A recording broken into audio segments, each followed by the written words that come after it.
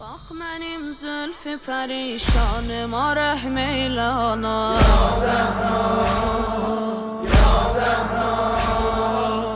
Bundan artıq uzuvi qoyma müsibətdə yana.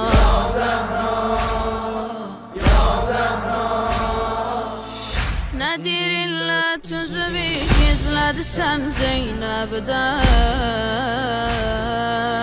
Farş olubdur mənə gəldin nə müsibətdə cana.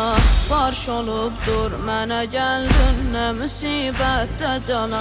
Aram canım, ruh oranı